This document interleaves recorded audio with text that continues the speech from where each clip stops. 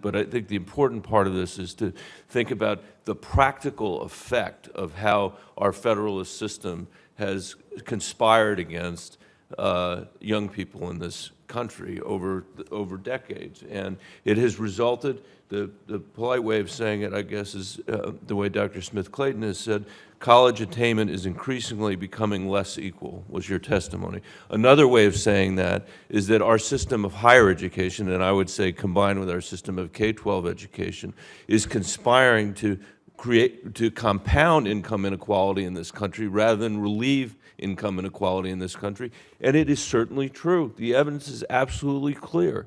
And while we can speak in averages about the average experience that people have in this country, the way people in poverty intersect with our system of K-12 and higher education bears no resemblance to the way people that are more affluent intersect with the system.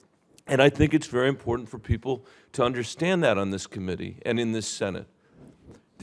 40 years ago, if you were 22 years old, your Pell Grant covered 67% of the average cost of college.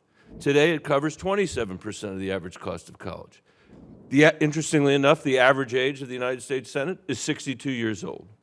So when we were in college, we were content with a system that provided 67% of aid, but today it covers only 27%. That doesn't seem fair to me.